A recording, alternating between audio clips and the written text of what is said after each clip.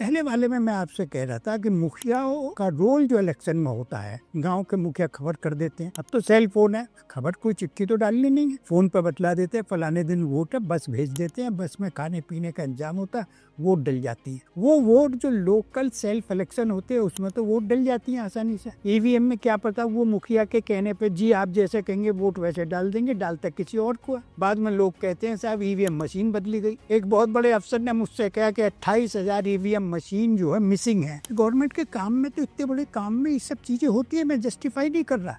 अब से 40 साल पहले यूपी हाउसिंग बोर्ड में एक ऑफिसर ने दूसरे ऑफिसर के खिलाफ मुझे पूरी रिपोर्ट बना कर दी। उस रिपोर्ट में 40,000 मकान फिजिकली मौजूद ही नहीं थे। ऑन रिकॉर्ड थे कि यूपी हाउसिंग बोर्ड के इतनी ड्वेलिंग यूनिट्स हैं, लेकिन फिजिकल पोजीशन उनका नहीं था।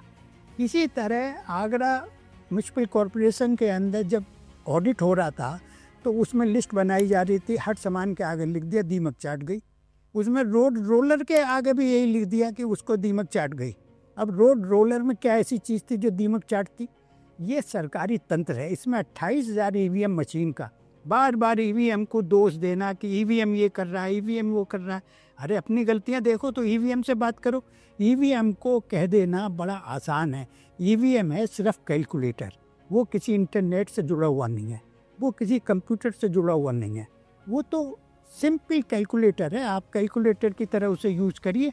आप उसको बार बार ये कहना इसमें ये चिप है उसमें वो चिप है, अपनी कमियां तो बतलाते नहीं। ईवीएम के अगर होती तो 240 सीट क्यों आती उन्हें? ईवीएम की होती तो कर्नाटक का इलेक्शन क्यों हारते? कुछ कहते जी वो तो जानबूझ करके हारा है क्योंकि उसे बड़ा गेम करना है। मैं